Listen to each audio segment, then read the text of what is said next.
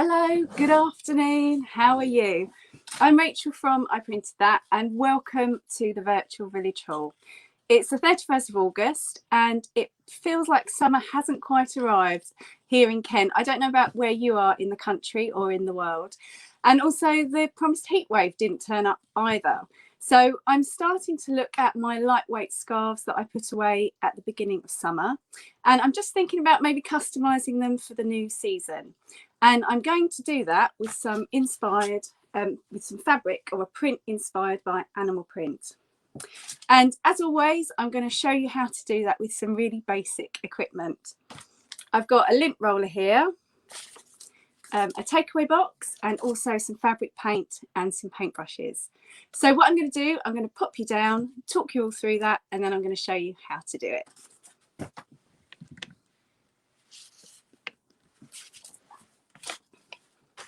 So I've got my lint roller here. It's one of the ones that's sticky, that pick up all the fluff and the cat hairs. I've got two cats, so I've always got a few of these on standby. So that's the type of lint roller that you need. I'll put that one to one side. You also need a clean polystyrene takeaway box. You can also use the polystyrene from the polystyrene party plates as well. I've also got my fabric paint in two colours. I've got the orange for the main spots and also the black for those kind of detail bits. And I'm kind of going for a leopard print design here. So that's the fabric that we're going to be printing. I've also got some scissors just to cut out my spots. And this effectively is what I'm going to end up with onto my roll. And I'm going to show you how to do that now. So I've got about 14 spots. That really will depend on how big you want your leopard print spots to be.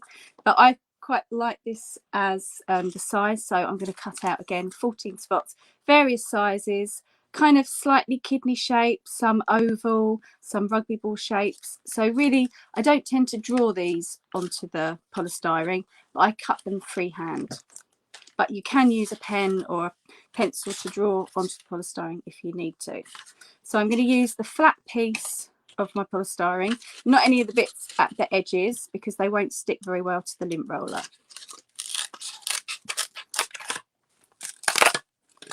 So I'm just going to cut this so I've got a good area to use.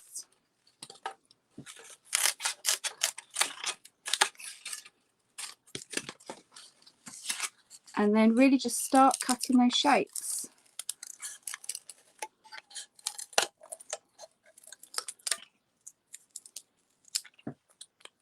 So roughly kind of kidney shape, as I said, some larger ones, some smaller ones.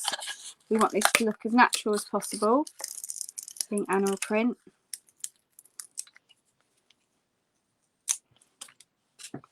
So if you've just joined us, I'm going to be showing you how to make an animal print using a lint roller, some fabric paint, and also a polystyrene takeaway box or a polystyrene plate. And I'm just preparing the polystyrene at the moment, just cutting out these shapes, and then I'm going to be sticking them on in a minute or two.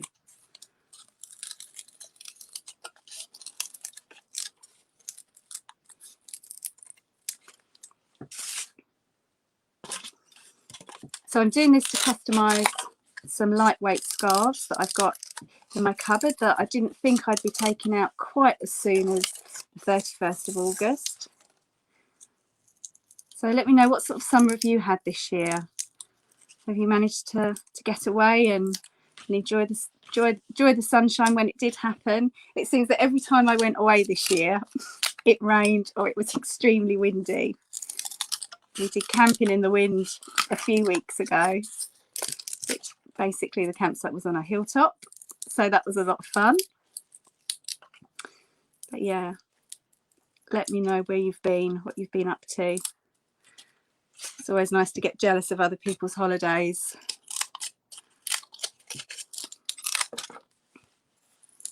Okay, so I'm just quickly cutting these out. I haven't drawn mine onto the polystyrene, but you can absolutely do that with a pen, just a biro or a pencil. 3, 8. just a few more. And start on the other box.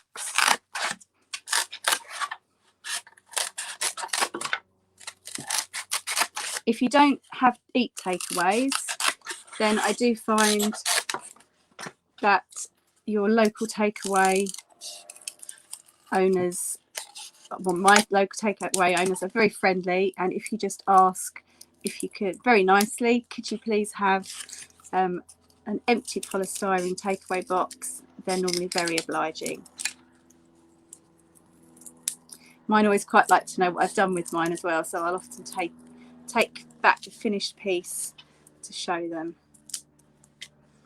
So I've got a few larger ones, so I'm going to go for a few smaller ones now. Just mixing the sizes up to make it realistic as possible, but keeping it fairly stylized as well. We want it to actually look like animal print.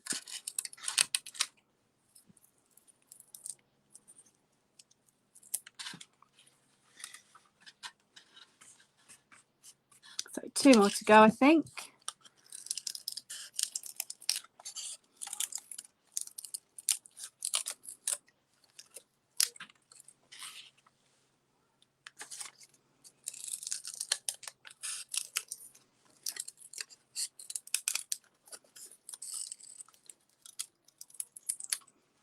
That's it. So I'll clear my polystyrene away to one side so that doesn't get in the way. And then I can start just sticking these onto my lint roller.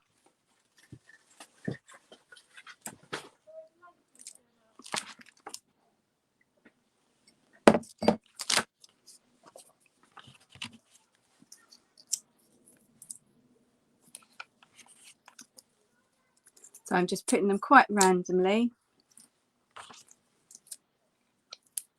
pushing nice and firmly so that all the underneath is stuck all the way around. Because this is a cylinder, you just have to give it a little bit of a helping hand to make sure they all stick. It's always difficult to do things randomly, I find, because you're always looking at filling that space.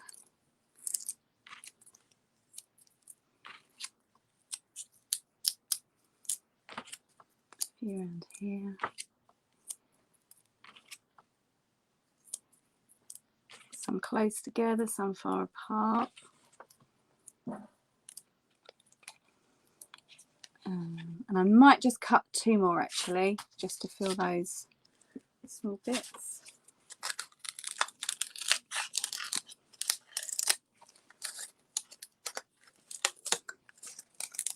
It's the beauty of this, you can just add and take away as you feel the need to. On there. And I'll just make 1 more for that. So I still want these negative spaces as well, just to give interest, because otherwise it can become too busy. And we've still got our black spots to put on after we've done the orange ones. So just a final check round that they're all stuck on well.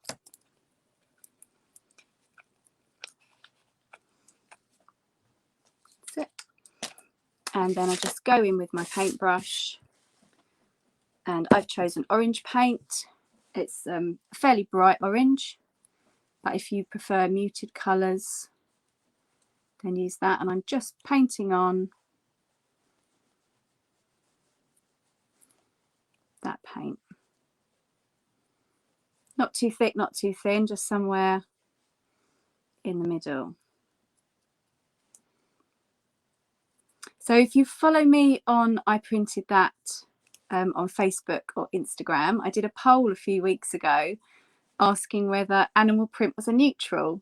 So if you're watching today, whether you're watching the recording or you're watching live, I'd love to find out what your views are. It's something that's quite new to me actually. I always, went for the obvious neutrals, but apparently it's a thing. Animal print is a neutral. So what's your view on it? It does seem to go with most things actually. And I think we've kind of gone from the kind of Coronation Street kind of pub barmaid look to animal print definitely being a neutral. 1 or 2 pieces in your wardrobe is definitely a good thing, I think. That's it. So that's all those all painted. I also just take a biro and I make just a mark like that, and that's just going to show me when I've finished that that whole repeat. So I'm going to hold this so I don't put it on the paper while I just get my fabric ready. So I would suggest a plain light coloured fabric, because normally the fabric paint that you're using isn't opaque, it's often translucent. But if you're using an opaque fabric paint, then printing onto dark colours is absolutely fine. So go for a lightweight fabric, or use a scarf that you've already got that you just want to customise. Pashmina type scarves work well with this. So I've got my little mark, so I'm going to lay that down as best I can at the bottom, and then very slowly, very controlled. It's not a race, we're not taking fluff and hair off of a garment, we're making sure that we make contact with the fabric and all those pieces of polystyrene. Just let me pull that down for you a bit. There we go.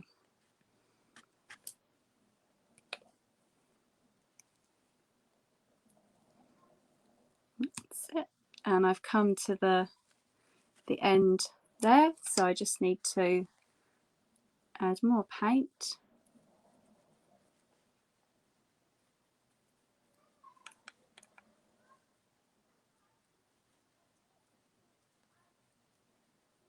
As we go into for our second print, second repeat.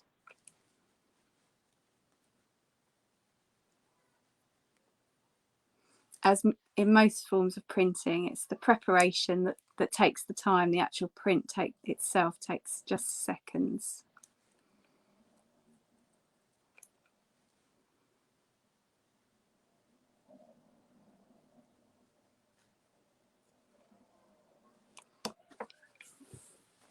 Okay, so I position it with that part facing down again, pick off where I left off, and then just making sure again I'm making contact with the paper and the fabric, print, and then that's the end of my fabric. So I just show you that a couple more times just as a sample.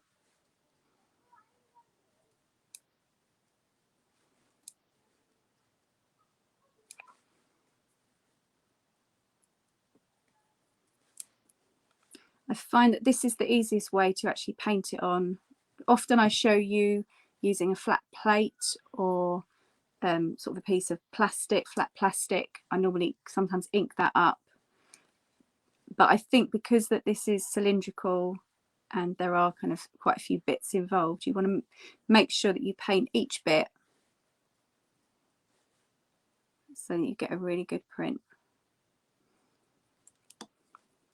Good. So I want to make this a little bit more natural. I'm going to start with my mark facing up. Just put it a good distance away just so that the pattern seems to roll on. Again, nice and controlled. Give it a helping hand if you need to. Roll it along. That's it. And then I know by my mark that I'm back to the beginning. So I need to ink up one last time, and then we'll put the spots on.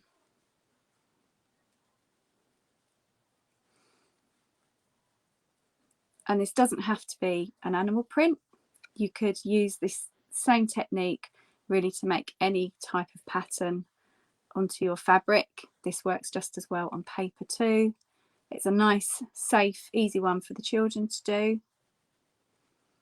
So it's actually very versatile And as always, I'd like to try and make my print techniques easily accessible. So it's just some really basic items, your lint roller and some polystyrene from a plate or from a takeaway box. So last time, just line that up.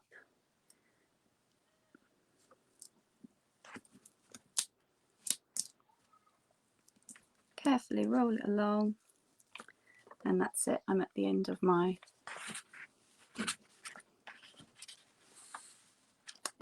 fabric. So that's the main part of the printing done.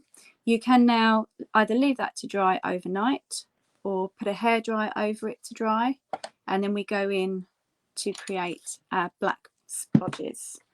So again, just to remind you, here's the leopard print inspired fabric that we're printing. So we now just to add these kind of blotches. So I've got some of the blotches are on the white bits, and then some have got 2, and then some have got 3. So this really is just random. It's just kind of adding, just building up the pattern as you go. So I'll do a few for you just to show you how it looks.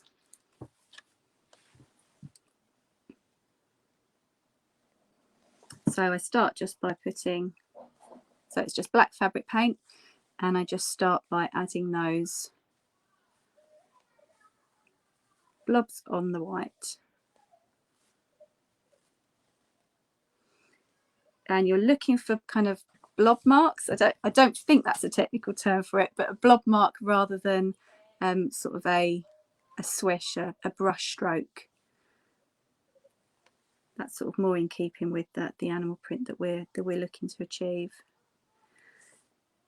So just a few of those dots around about on the white. I can always add to those, and then I just go in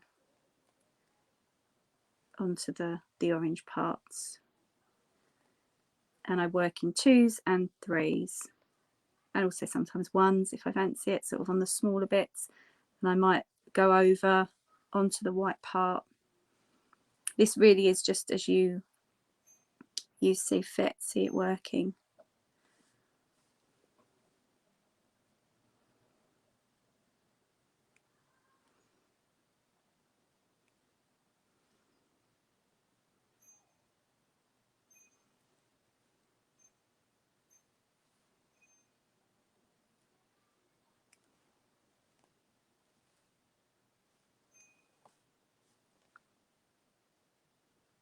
And you can see that pattern starting to build, and it starts to look more and like an animal print.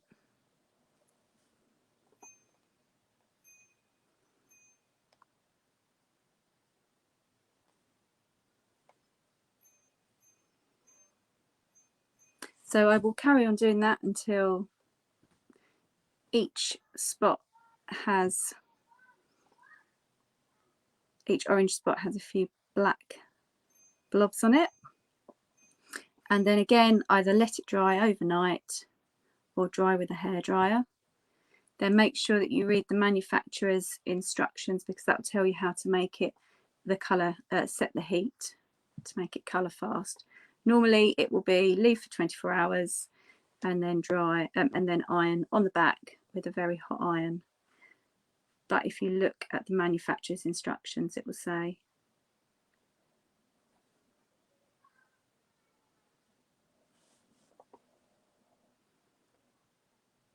And there's lots of different fabric paints around, and if you go to your local craft store, then they're always more than helpful to suggest something for the type of printing that you'll be doing.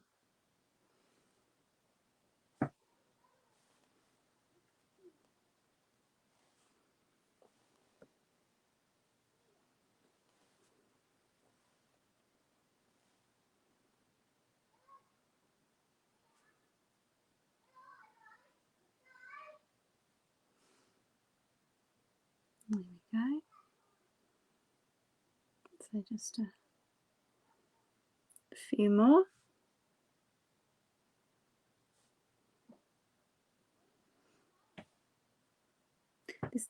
This will work on most fabrics as well as onto paper, sort of most lightweight plain fabrics. Might be quite a nice one to do onto denim. Maybe customise some jeans.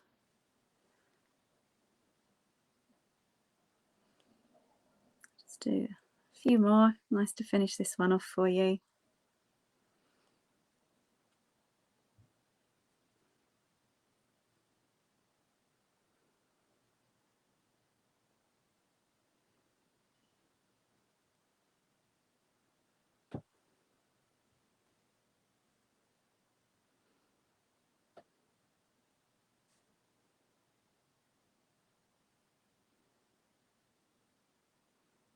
That's it. Just in a little world of my own now. Painting away. And there we are.